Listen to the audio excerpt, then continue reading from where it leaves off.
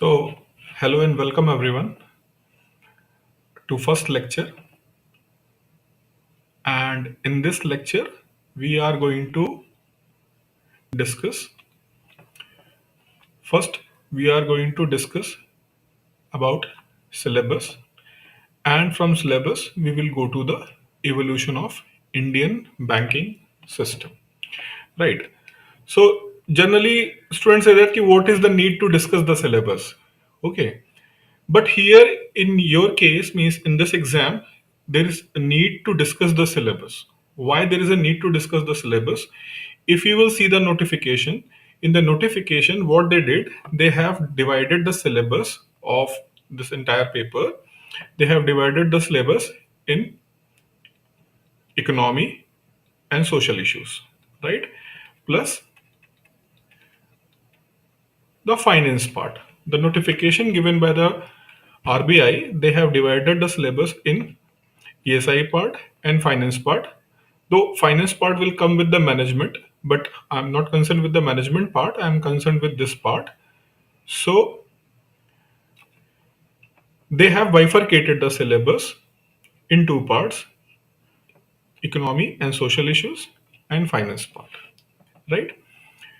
So if you will study syllabus differently means you will first study that part means ESI part, then you will go to the finance part, or you will start with the finance part and then will come with back to the ESI part. It always create a confusion and difficulty to make your notes, right?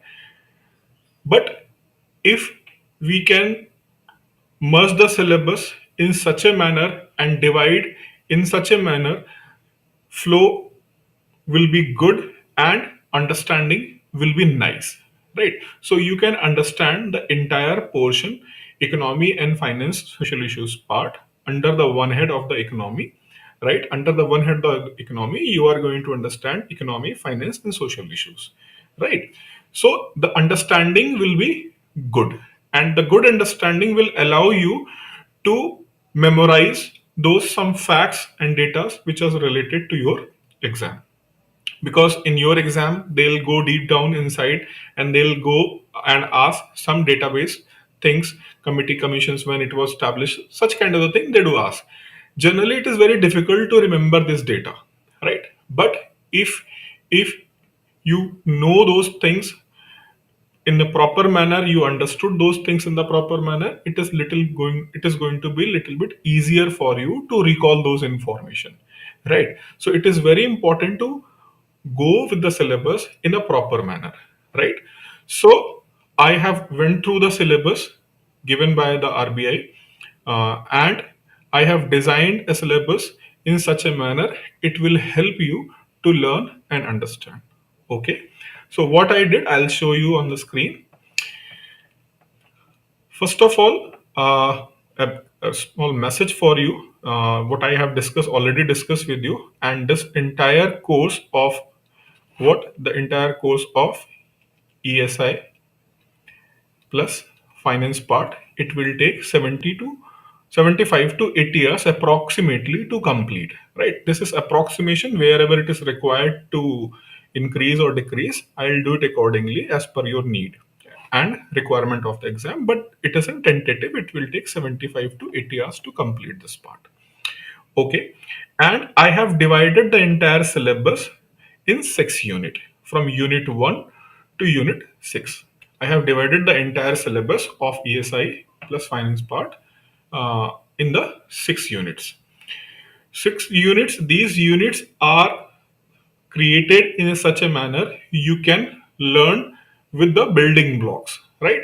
So maybe initially you are not able to understand the entire picture, but once the block will be built and picture will be complete, you are able to understand and apply your analytical ability, especially for the descriptive part, analytical ability to understand the question and write the question in proper manner. And in yesterday's session, means when I have discussed about the descriptive part, I have mentioned few things. In that session, I have mentioned read, revise, and practice, right? So today, under the reading part, I'm discussing this thing with you, And here I am telling you I have divided the entire syllabus in the 6 unit, right? 1, 2, 3, 4, 5, and 6. Once all these 6 unit is about to going to be complete, you are able to get the entire picture, right? So we will go one by one. Fine. So here in the first unit, what I did in the first unit, you have Indian financial system. We will start today with the Indian financial system. So first unit, and it's the biggest unit, right? Because your exam is going to be dominated by this part. So this part is going to take some time, means extra time in comparison to other units. So here I have allocated 30 to 35 hours, tentative hours, to complete this entire part. And again, the financial system, I have divided that financial system into two parts. You can see here I have divided into two parts. One is banking sector and other is financial market, right? So I have divided into two parts. Under the banking sector, all things related to bank, crisis, reforms, all these things I am going to discuss under this banking sector part, right? And on weekends, I'll conduct one separate session. In that separate session, I'll discuss current affairs part related to what we are doing in the class, plus all in general related current affairs, right? In general related current affairs with respect to economy and finance. Means when I'll discuss the current affair part at the weekend, I'll give you the reference key. See, you have studied during the lectures last in the week during the lectures. You have understood this thing, and see, they have mentioned this thing in the current affair. Whereas when I'll just discuss other current affairs, I'll give you the reference, right? I'll give you the proper reference to make you understand. Fine. So for week means for Monday to Friday or Monday to Saturday, we will have one class a day, and on the weekend we are also going to have the current affairs related to that. And I'll give you some practice questions also. You can do the practice on your own, and I'll give the briefing about the answer key, what should be in this answer. So I'll do that thing, right? So this is the way how we are going to have our lectures. Means for a week there will be a lecture, and on the weekend there will be current affairs and some assignment kind of the thing. Assignment means you can do the practice on your own, because I have mentioned three things with you, right? One is what? Read, revise, and practice. So for a week, read and revise, then and the weekend you can do some practice also. Fine. So Indian financial system basically divided into two parts. One is the banking sector, other is the financial sector, and it is going to be the biggest part. It will take time to understand. After that, the second unit is going to be on union budget, right? When I'm going to discuss the union budget concept, approach, and broader terms, right? Last year they have asked this question, highlight the 5 schemes of union budget, right? So 5 schemes, you can mention any schemes, but if you are going to mention the most striking and that striking with respect to banking sector, then definitely you are able to get more marks than others. Otherwise you can mention any 5, right? But if you are going to mention the relevant thing with respect to your specific area, right? You can mention about the defense sector, you can mention about the other sectors, but if you are out of 5, if you are going to mention 2 to 3 related to the banking sector or finance or economy sector, definitely it is going to give you more marks in comparison to other candidates, right? So when I'll discuss the union budget, first I'll make you understand why budget, what is the process of the budget. You know that when the budget process was started, right? So I'll explain you from when the budget was started, and I'll give you some brief historical background of that thing. When the budget was bifurcated Then again budget was bifurcated, means union budget and the railway budget, it was bifurcated. Then again it was merged. Why it was merged, why it was bifurcated in past, right? And now why it is being merged. I'll explain you a few things that is going to create an interest. Once the interest will be generated, you will participate in the lecture more rigorously, right? So I'll explain regarding the concept, what is the public finance, what is public debt, right? What kind of the accounts government of India do have.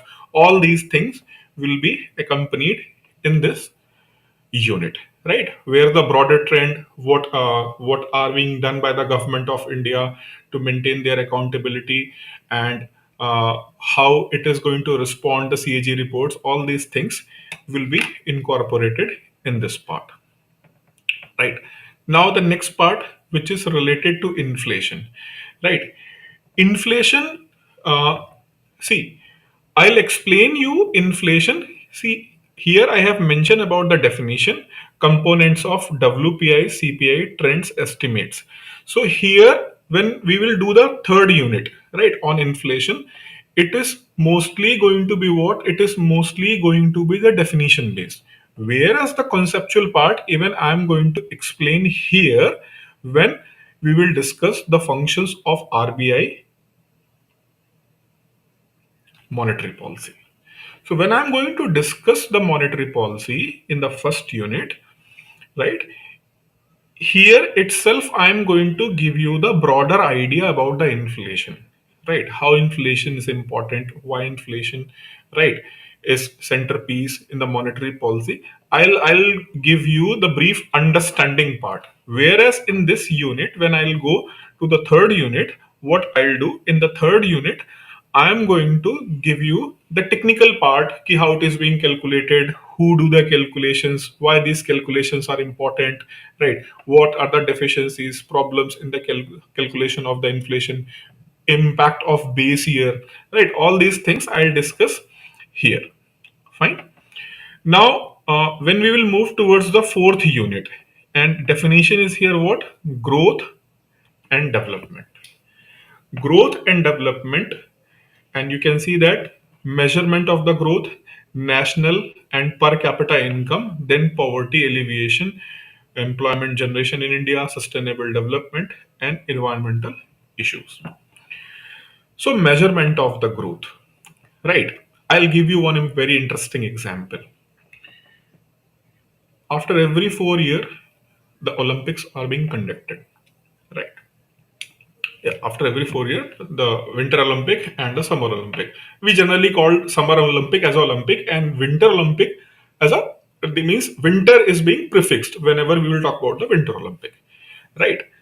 So you heard about you know the Athens, right? So Athens Olympic was held, and immediately after the Athens Olympic, means within a 1 or 2 year, Greece went for deep financial crisis, and there was anti-government riots happened 2 3 times, government change, and in between in this process, the main person of Greece economy, a technical officer, or you can say the government officer. For example, like we do have a finance secretary in India, right? Or chief economic advisor. So one person who was hired by government of Greece by taking him from IMF. He was working in IMF. Athens means Greece government took him from the IMF and given the responsibility of country's financial management. Later on, that same person was arrested. You know why he was arrested? He was arrested because he has manipulated country's data. What data? GDP data. Actually, Greece want to conduct the Olympics. For that, they need funds. And when you need funds, you can go for either the sale of assets or you can go for borrowings. But if you are going for borrowings, right, then you must repay your debt. But before this process means you can go for the debt and you have to repay the debt. To whom you are going to ask? You are going to ask with the banks or financial institutions as a government. कि I need some money. So those who are going to fund you, they will first check your ability to repay. And how that ability can be checked? That ability can be checked with your GDP. If your GDP is growing and stable, that means you have a repaying capacity. So what Greece government thought that we can borrow the money, we will spend on the Olympics, and Olympic is the biggest sporting event on the earth. So definitely a lot of people will come to Greece and Athens, and because of that inflow of the foreign origin people, our tourism industry is going to grow, and with that growth we are able to repay the money what we are going to borrow for the means to conduct the Olympics, right, with this calculation. But because the GDP was low, so you are not going to get the borrowing what you want. Fine. So that person was assigned for this task. He inflated the GDP figures, and with the inflated GDP figures, manipulation in the GDP figures, Greece government was able to get huge amount of borrowings, right? And each and everything was going as per plan. But all of a sudden, 2009 financial crisis burst, and with the burst of that financial crisis, spiral effect came from US to Europe. And because of this financial crisis, people were in trouble.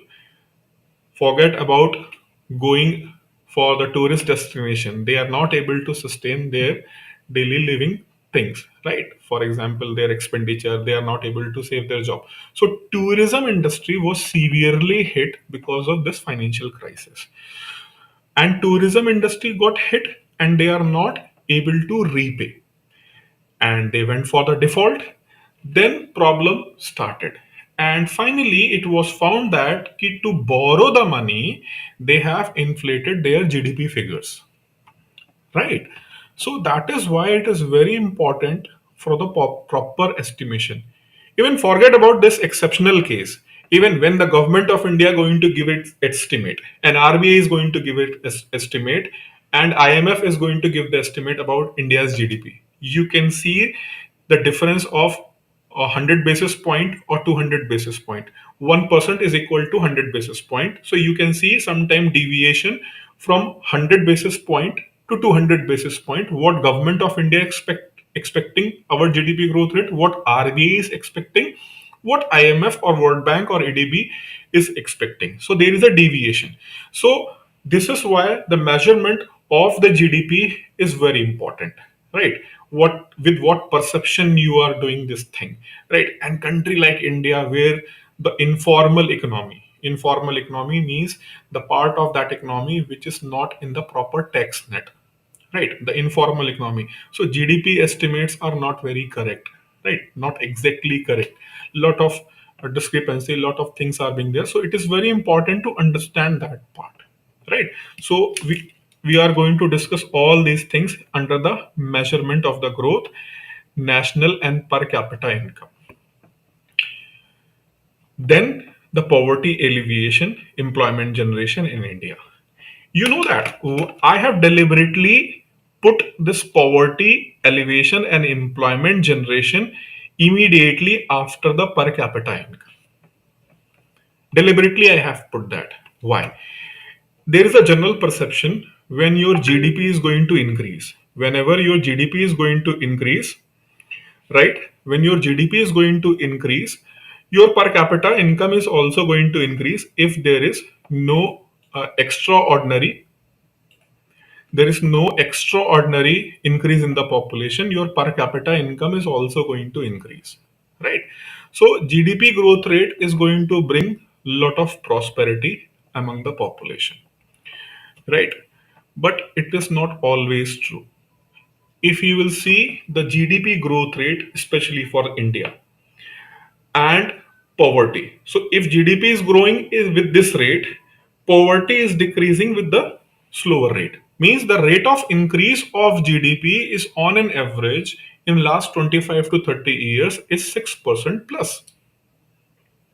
But if you will look towards what? If you look towards decrease in the poverty, it is not having the same rate of decrease with what rate GDP is increasing. So, what are the reasons? We will identify, we will discuss about the Amartya approach, and we will discuss about the inclusive growth, poverty alleviation, employment generation. All these things we are going to discuss here in this part, right? And now environment is one of the biggest challenge, right? So environment is one of the biggest challenge, so we are going to discuss this thing also, right? And how environmental issues are related to economic issues.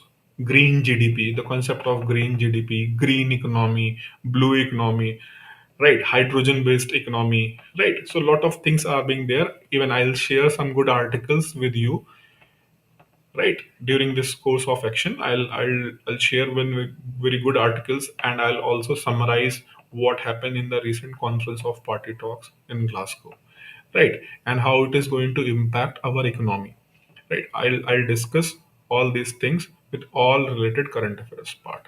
Fine. After that, we will move towards the Indian economy. I have mentioned the analysis, right? Analysis, because if you will see before this unit, we are definitely going to discuss the core, all core areas of economy: financial system, budget, inflation, GDP. These are the main core areas, right, of any economic system. So once we will understand the concept, we understood the concept, now it is time to analyze, right? We know the concept, now it is time to analyze. And when we have to analyze something, we will start from the past. I'll briefly give you the nature of Indian economy before independence, briefly for better understanding. Briefly I will give you, and if required I will also provide you the PDF for better understanding. So I'll briefly give you the analysis of nature of Indian economy before independence. Then I'll come to after independence. And when I'll come to after independence regarding economic history, one is from 1947 to 1991 and 1991 onwards, right? Generally, from the point of view of political economy, what is the political nature of your economy? We do divide economy of three types. One is socialist, other is capitalist, and one is mixed, right? Mixed economy having the feature of both, right? So just briefly telling you, socialist means what? All, listen very carefully, all or most of the means of production are under the control of government, right? All or most of the means of production are under the control of government. Government is involved in the production activity, right, through their owned companies, right? So if you will see the Indian economy, there are only few sectors from 1947 to 1991 onward. Till then, from 1947 to 1991, there are only few sectors where the private participation is allowed, right? Private participation is allowed, whereas rest of the part is having the kind of monopoly of the government. Government never said that ki, no, you are not allowed, but we will make sure that you cannot go for it. Means we are going to create such a guidelines, it is going to be almost impossible for you to do the business in India, right, and compete against the government companies, right? So such kind of the policy was opted by the government, right? And there was a valid reason. It's not like that ki what they have opted that was completely wrong. That was opted as per the need and requirement. I'll discuss with you in detail. So the nature of Indian economy was kind of socialist nature. It was the mixed economy because some sectors, for example steel sector, there was a private companies, Tatas were there. Similarly in textile, the private companies were there. So there are many sector where the private participation was allowed. But whereas some sectors, for example, banking sector, insurance sector, private participation was decimated. Even banks were nationalized, banking sector was nationalized, right? So largely there was government and government owned companies there, right? And economy was dominated by the government and its companies. So we always said that we have a mixed economy, but mixed economy with the social characteristics. Then in 1991, balance of payment crisis came, and after that we are forced to reform, and we have implemented those reforms in a very effective manner. Remember, remember here, many people say that we did those things, that was boon in disguised, right? Yes, it was boon in disguised. But apart from India, apart from India, more than 35 countries all over the world, they have faced the same crisis what India have faced in 1991, right?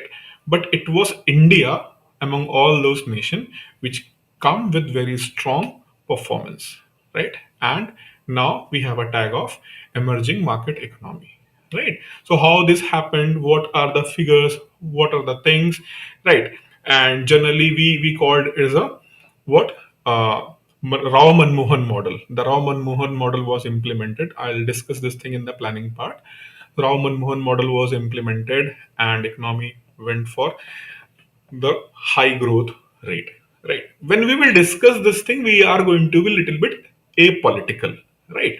Because sometimes students feel that this party did wrong, this party did good. We are not going to discuss that thing. We are going to be apolitical.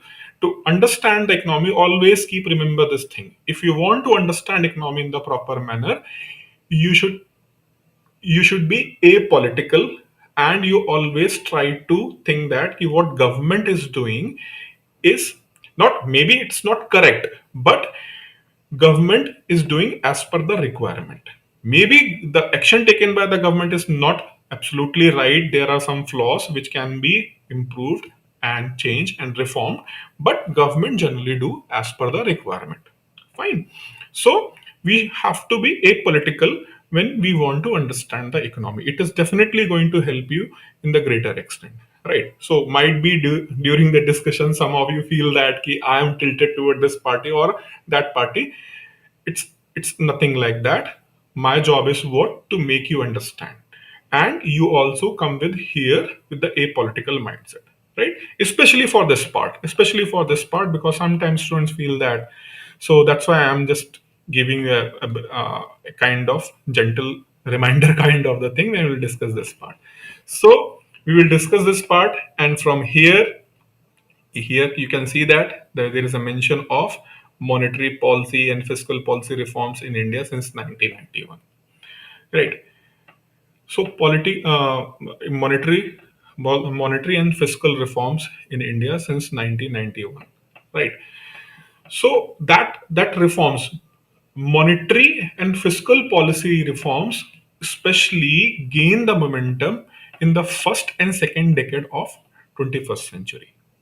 In the last decade of 20th century, there were more structural and functional reforms, but the functional reforms, which is related to monetary and fiscal policy, that was happened in first and second decade of 21st century. I'll explain you in detail. Right? Same thing. I'm also going to discuss about importance of economic survey, budget, and yes, for budget and economic survey, right? Because facts and figures are also important, integral part of your question paper, whether it is stage 1 or stage 2. So I'll discuss in a separate session. I'll give you questions, I'll give you brief and detailed explanation about coming years economic survey highlights and budget. I'll discuss it in the separate sessions, right? Apart from the syllabus, I'll do discuss in the separate sessions, and I'll explain you in detail, right? Then Indian money and financial market, how the reforms happened in the Indian financial and market and the money market. Earlier, there was no SEBI, right? Before 1989, there was a no SEBI, Securities and Exchange Board of India. Why SEBI came, and you have seen that recent web series, right, on Harshad Mehta's life, right? So how these things happened in the past, what reforms we have did, and more important, what reforms is still required to be done to make market more vibrant and efficient. We will discuss here. Right. From here, we will move towards the public finance. Public finance is basically budgeting, right? So, how this public finance in India, right? How this public finance in India have impacted the politics, how the public finance in India have impacted the politics. That's why the issue of political economy and public finance and political economy. They have mentioned two things there: public finance, and political economy in India. I'll give you an example. Most of you heard about Professor Amartya Sen, the Nobel laureate, right? There is one more economist who never got this Nobel Prize, but he have a kind of reputation not only in India but all over the world. Right, all over the world. His name is Professor Jagdish Bhagwati. Professor Jagdish Bhagwati. And most of the time, among the intellectuals, there is a kind of discussion: Bhagwati versus sane debate. There is a discussion: Bhagwati versus sane debate. What is this debate? Just I'll brief you. Professor Jagdish Bhagwati believes that if country's government will focus on increase on the GDP, the focus of the government should be on increasing the GDP. GDP by accelerating the reforms process in the economy sector, you have to focus on the increasing of the GDP.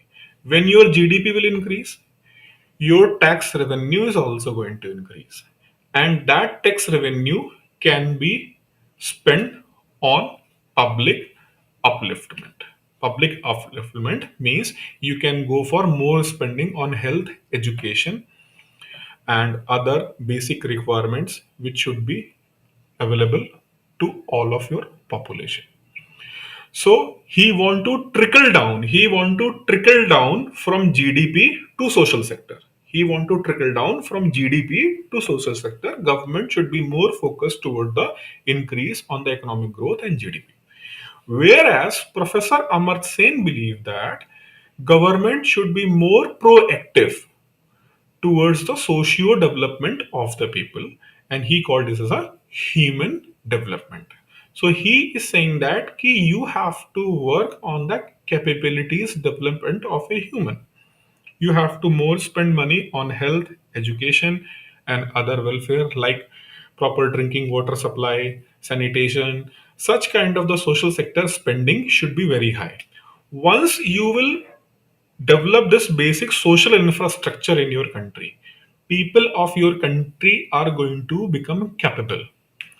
And once the capability is being developed, right, then the nature of growth is going to be more inclusive, right? Everybody is going to be having this opportunity to develop, and it is going to be more effective development rather than focusing on the GDP, right? So these are the two approaches. Sometimes government, for example, if you will see the present government, they are more focused towards this scheme. Again, I am saying I am apolitical. Don't try to judge the from the political point of view. From the economic point of view, I'm just telling you, if you closely see, present government follow the Bhagwati's approach, where if you will go with the previous government, right, previous government have more focus on the Amartya Sen's approach. Even he was on board in the government at different places as an advisor, right? So political economy is like that. Ki politics, the politicians will go with particular kind of thinking, will go with the particular kind of thinking, right? So this is the kind of political economy and public finance relation I'll discuss in detail. I'll let you know what I have briefed you here. I'll give you the facts, data, figures, and we will talk on that data, facts, and figures then you are going to understand in the proper manner. But just briefing you, ki this is we are going to discuss here, right? Now, industrial development in India. When we will discuss this part, na, economic development, economic history of India, industrial development will be also discussed. And here I'll explain you the recent schemes, right? Right. So, for example, production related incentive. So, biggest thing, production related incentive. For another example, the semiconductor, right? Semiconductor industry is going to get biggest benefit, right? Government of India is going to open the gate, and government of India is going to provide a lot of incentive to the semiconductor industry, right? So under the industrial policy development in India, I'll explain you how the industrial development and related things happen in India. And when I'll discuss this thing, I'll also discuss the labor policies, labor reforms, labor and industrial policies. I'll discuss this thing here. Right. Now, agriculture sector. Agriculture sector.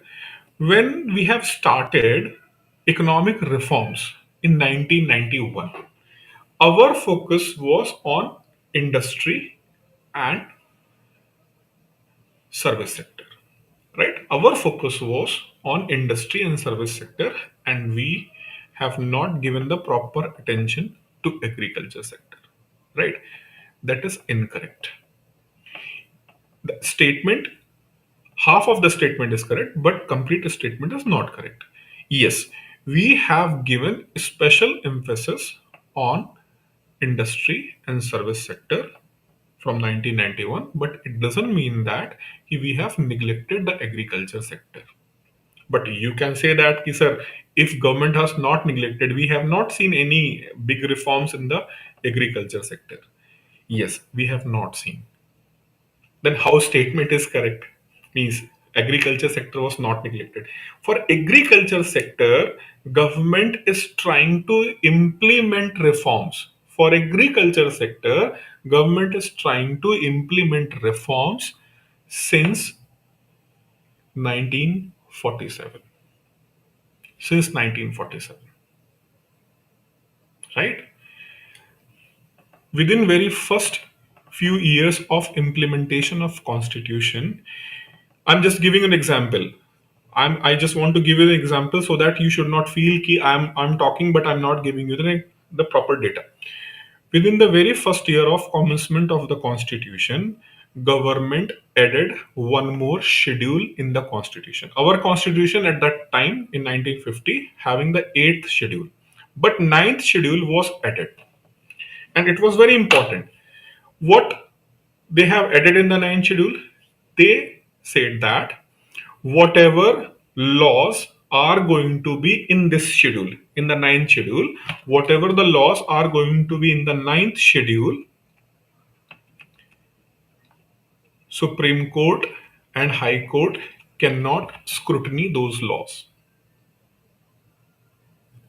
Whatever is going to be inserted in the ninth schedule, it cannot be scrutinized by the Supreme Court and High Courts.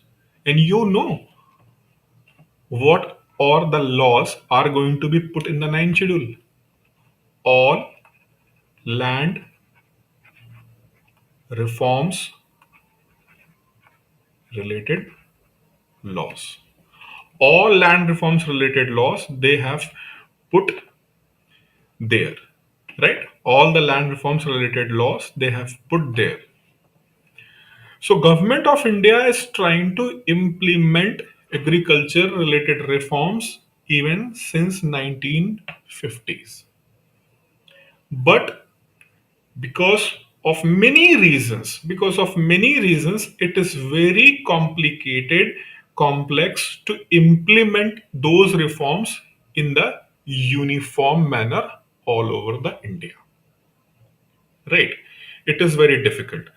So, when I'll discuss the agriculture part, agriculture sector, apart from discussing all related schemes of Government of India related to agriculture, what are important, what are the important schemes with respect to this year's examination, I'll discuss each and everything with the brief history. When I'll discuss with Manrega, that is employment generating scheme, not related to agriculture. Just giving you an idea. When I'll discuss Manrega, I'll give you the background history of Manrega. When I'll discuss APMC, agriculture market, I'll give you the briefing, means historical background.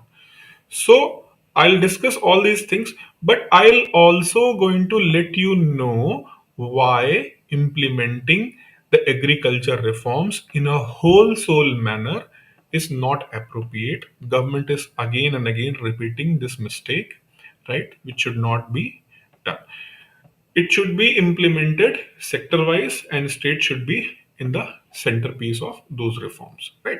I'll let you know, I'll provide you the data, and I'm going to discuss in detail agriculture sector, again with a political, who is right, who is wrong, that is not my job to decide. I'll give you what is the data, what are the schemes, what are the benefits, what are the disadvantage. I'll give you all those details, including recent implemented then repealed formulas also going to be discussed. Fine. So till then, fifth unit, we are going to discuss about Indian economy. Indian economy, different parts. From fifth unit, how Indian economy is integrated with world economy. So till then, fifth unit, we are going to discuss this part. But from here, I am also going to discuss how it is integrated with the world economic system, how it works, all these things I am going to discuss here in the fifth unit, right? Then, once this Indian economy and its integration with world economy, now we are going to have complete picture, and there are some specific topics mentioned by RBI in the notification. They are going to be discussed in this entire lecture plan separately. Though some of the part, definitely when I'll discuss human development in the chapter or in the unit number 4, growth and development, I'm definitely going to give you brief of India's social structure, but here I'm going to discuss in detail. Similarly, multiculturalism and its impact, and vice versa on economy. How multiculturalism is going to impact, right? Demographic trends, demographic dividend. What is demographic dividend? How it is going to help, right? For example, China is a aging country, Japan is aging country, but India have biggest young population chunk, right? And recently there was an article in Al Jazeera, right? And they have mentioned that India is not able to effectively utilize the young population they have. So I'll discuss all these things here. Urbanization and migration. Right. Migration is of two types: rural to urban, urban to rural, migration related issues. All these things are going to be discussed here, and related schemes, and especially urbanization and especially migration. In the COVID times, it was the biggest issue. So we will incorporate all these things. Gender related issues. Right. Gender related issues.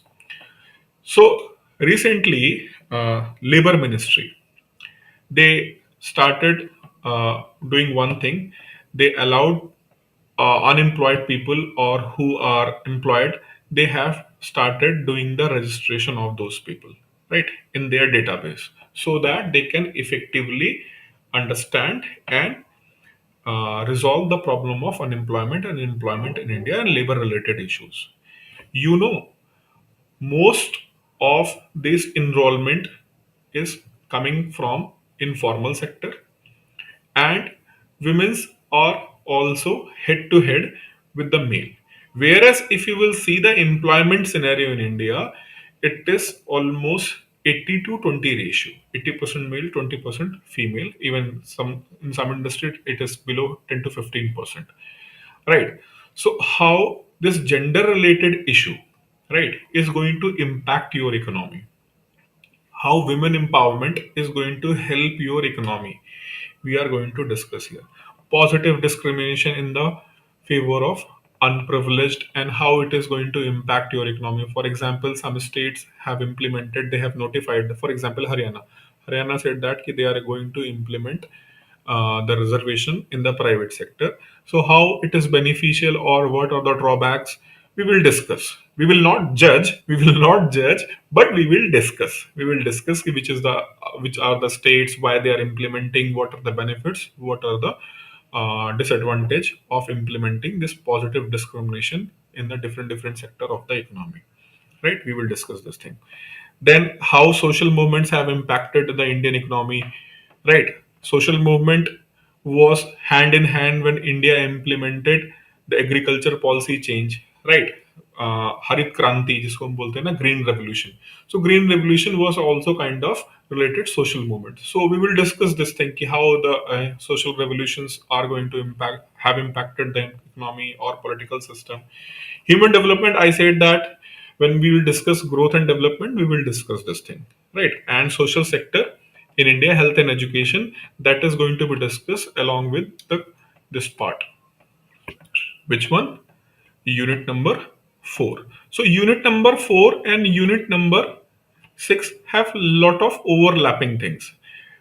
Even after making a lot of efforts, I tried to segregate and I tried to put all things at one place, but still I have bifurcated and I have put these things separately. Why?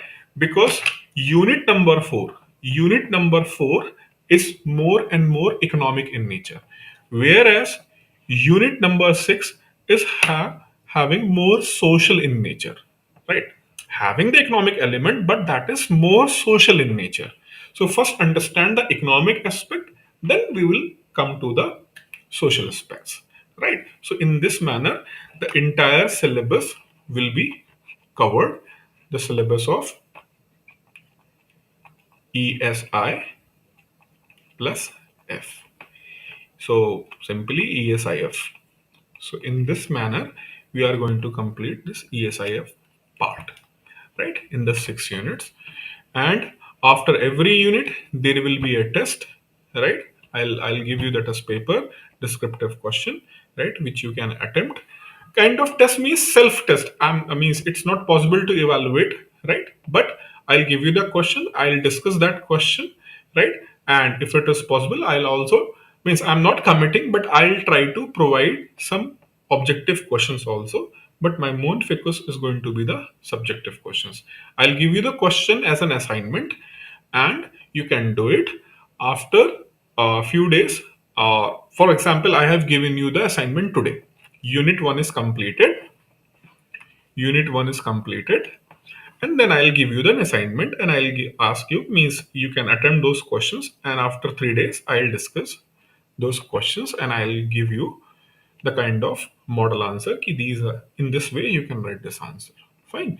So this thing I'll do. So in that way, we are going to do our syllabus, right? So as I mentioned here, ki our this lecture number 1 is on two things: syllabus discussion and evolution of financial system. So in detail, I have discussed the first part, right? I hope you have got the idea how it is going to be conducted. The flow should be like this one, which I have mentioned. I'll share the PDF separately because here I have written many things. I'll ask my team to share the link. In the link, they will share this lecture plan as a PDF. You can download it from there and have it for your further future reference. But this one means a lot of pen work is there, so I'll ask the team to share it separately. Right. Now, the second part, the evolution of financial system. Evolution, Indian financial system. First, system. What is system? What is system? When there are many things and they are interrelated directly or indirectly and they work in a proper synchronized manner and they are interrelated to each other, we will loosely call this as a system, right? We will call this a system. They are directly or indirectly related and they work together, and in the precise area of work, we will call it as a system. It's simple definition, right? Now the finance, right? Finance means one person, in very simple term, not going to typical definition. What is finance in very simple term? I am having some money, right? And I am going to invest, save, or better word, invest that money so that I can earn more, right? So either I'm directly going to give the money to that person, or I'm going to give the money through a particular organization to other organization or other person who is going to make more money, right? So in very simple term, when we say the finance, the money is going to be converted from savings to investment and investment to capital. Saving to investment, investment to capital. नहीं समझ में आया, not able to understand. अच्छा, another way, simple way, very simple way. Economy's basic thing is what? Demand and supply. These are the two basic constituent of a subject of economy, right? Okay. When we say supply, we can alternatively also say that production. And for production, what we need? Land, labor, and third is capital. For production, what we need? Land, labor, and capital. Fine. So the owner of the land, the laborers, and the person, capital means machines. Basically, it is machines and technology related. So the land and labor owner, and if you are hiring some machines, right?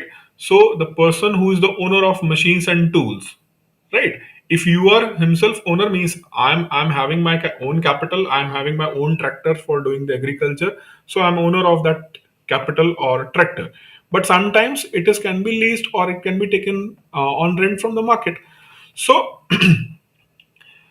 once you will start the production, you need land, labor, and capital, right? So suppose that production is started.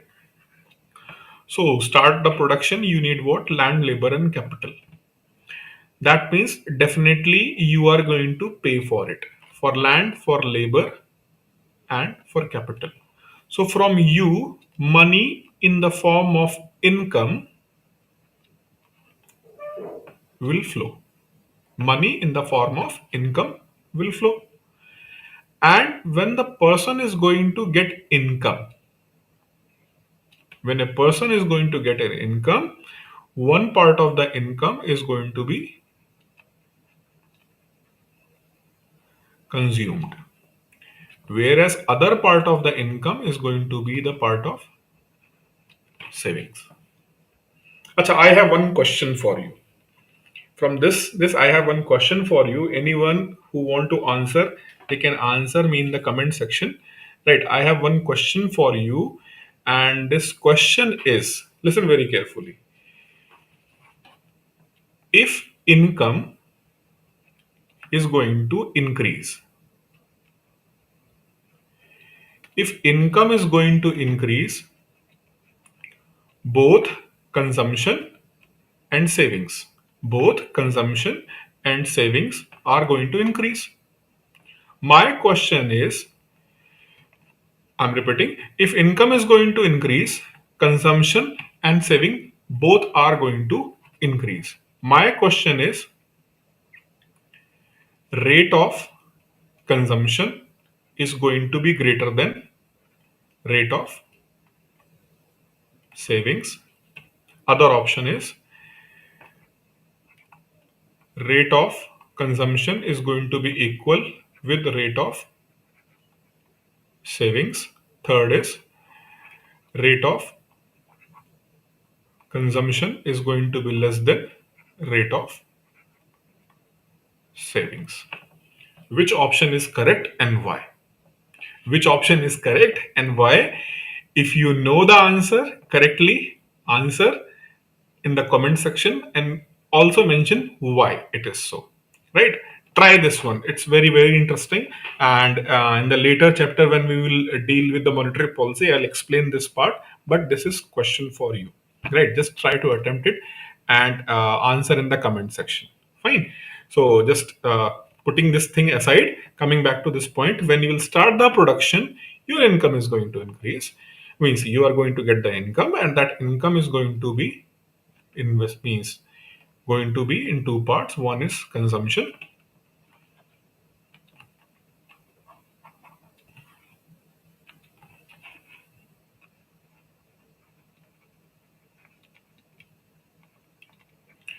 another part is savings.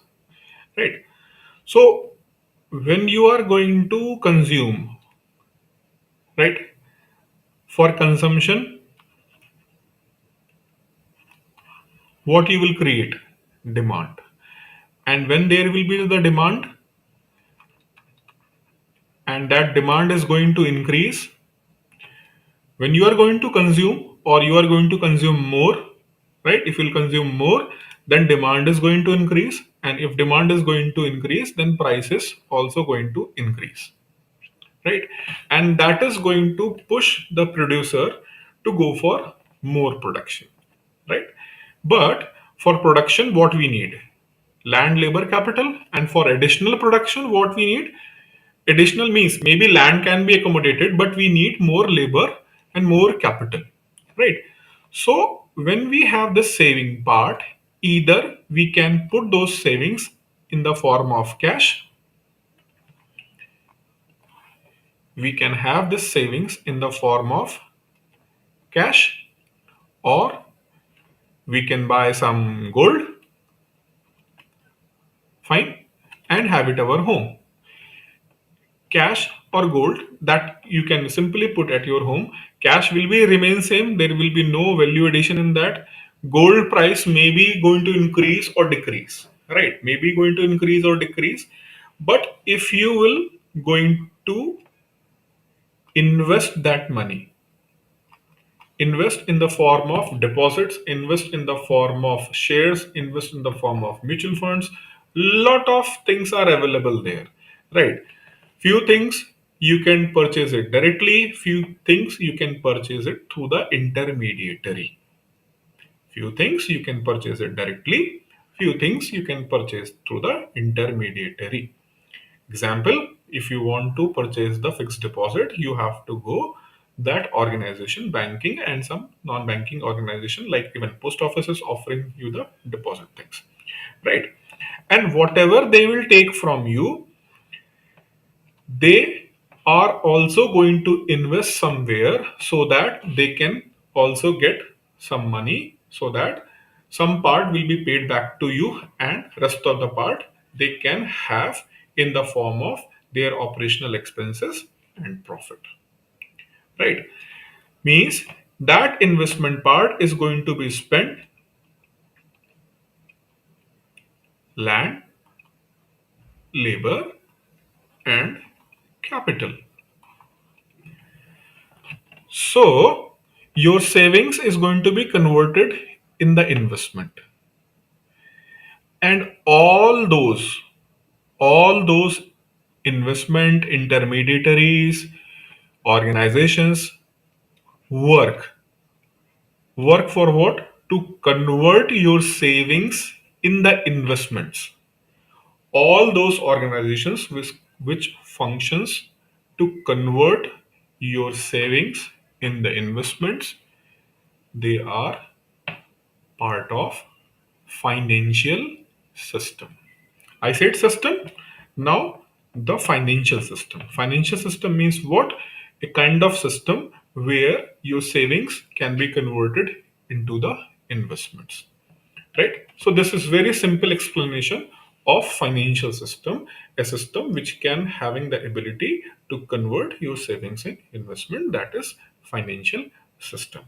And if it is of India, then it is known as Indian financial system, right? It is going to be the Indian financial system. Clear? Now, when your savings are going to be converted in the investments, when your savings are going to be converted in the investment, you have this hope कि my money which is 100 with me, for example 100 with me, I want to increase. Maybe means I'm expecting it will be going to be increase 110 by 1 year, in 1 year. I'm having this hope. So with this hope, I will try to invest, right? And the person who is going to use my money for further increase or further valuation, the organization, whether it is bank or mutual fund, whatsoever organization, they are going to take my 100 rupees. So they will try to also at least earn some money so that they can run their own expenditure plus make some profit. That profit can be from 112 to 140, or even some will think about to make it 200 or beyond that. There is no limit, right? While doing this thing, after taking your money and after taking your money to invest somewhere so that they can get more benefits, more and more benefits, they are going to be tempted. Tempted for what? Getting more profit. And remember, that is not their money, that is your money. That is your money which they are going to invest. Which they are going to invest. So sometimes they can take more risk, sometimes they will take less amount of risk. More risk for the more profit, less risk means less profit. So sometimes maybe there will be a tendency of these financial intermediaries in the financial system in order to gain more profits. They may be involved in the malpractices. To gain more profit, they may involve in the malpractices, or they are going beyond particular risk taking ability. They'll go beyond it and will put entire system, you organization, on risk. That may cause a collapse. They may cause a collapse. So it is very important for any financial system to have regulators, or in the very simple word, watchdogs. So any financial system need regulator. Remember, regulator will not come first. First, intermediaries and instruments will be there. And at a point of time, there will be a need to regulate those intermediaries and their business. Then regulatory body is going to be required. So which came first? India's Bombay Stock Exchange or SEBI? Bombay Stock Exchange came first or SEBI came first? It's Bombay Stock Exchange, right? Then SEBI came in the picture at a point of time when there is a big scam. So then need was realized, and need was realized in such a manner we have a strong regulatory body. Then SEBI came to the picture.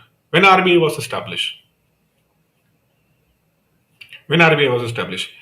In 1930s, RBI was established in 1935 through RBI Act 1934. But when bank was established, even the Imperial Bank of India later became the State Bank of India, right? even before Imperial Bank of India, Bank of Bengal, right, Bank of Madras, Bank of Calcutta, Bank of Bengal, Bank of Madras, and Bank of Bombay, they were merged.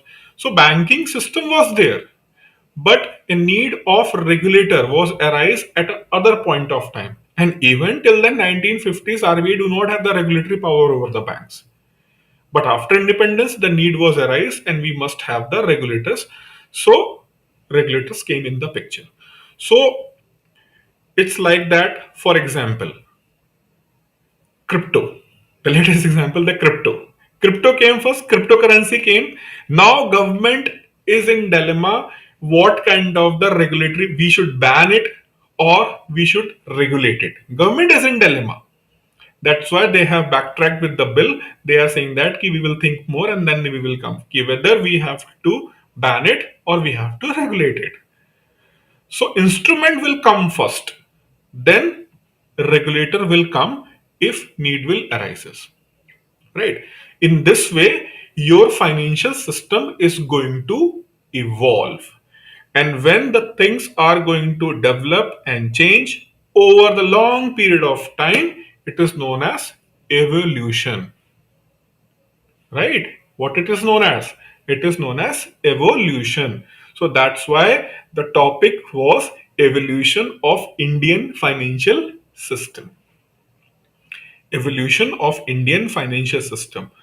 There are the intermediaries, banking entities, other things, they are there.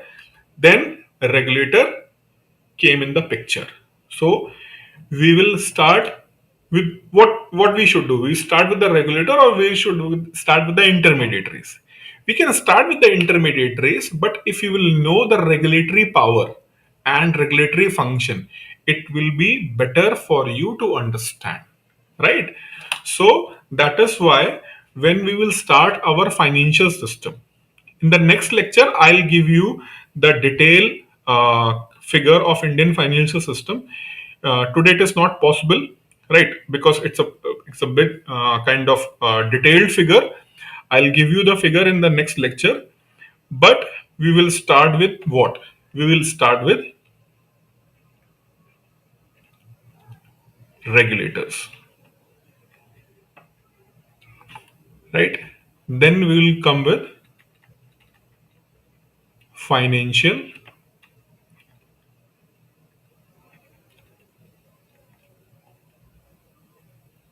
intermediaries, and then we will come to the financial market.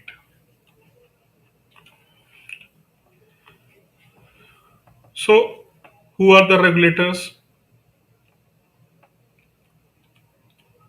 RBI, because RBI not only have, you can say, the most commanding position over the financial intermediaries, it have an influence, and to some extent it regulates the financial market, especially the money market, right?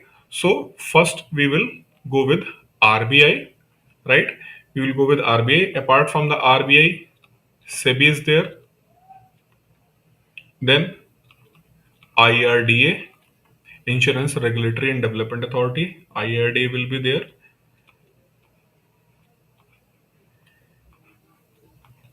and from government side, FinMin, Ministry of Finance. Right. Though Ministry of Finance have different divisions. Ministry of Finance have 6 divisions, right? But its Department of Economic Affairs is having the kind of oversight over the all other departments, including Financial Service Department, Department of Financial Services, under which all banks, insurance, or entire financial system comes under the Department of Financial Services. Department of Financial Services.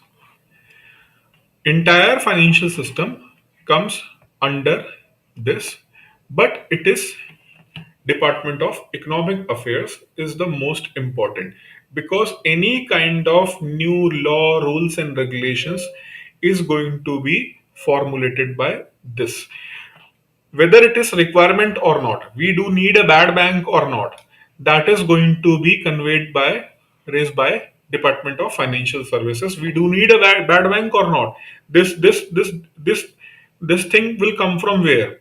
Department of Financial Services. And Department of Financial Services raise this issue with the Department of Economic Affairs, and Department of Economic Affairs is going to have this thing when they are going to present the budget. In the budget, they will prepare the budget. Yes, they can ask the question, which department of the government will prepare the budget? It is Department of Economic Affairs. Department of Economic Affairs is responsible for the budget preparation under the Ministry of Finance. They are the sixth department. Department of Economic Affairs is the most important department, because all kind of the legislation, means law related thing, come with the Department of Economic Affairs, and it also oversee rest of the five departments of Ministry of Finance. So DA is very important, Department of Economic Affairs, right?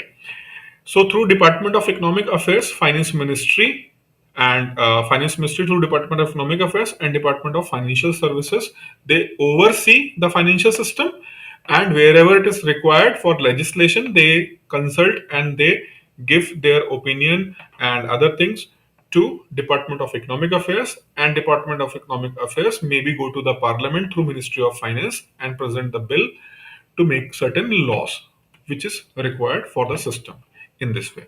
Similarly, Ministry of Corporate Affairs, right? Ministry of Corporate Affairs is also have influence on different companies. For example, financial company, right? So you have to be a company, and there is a company law in India.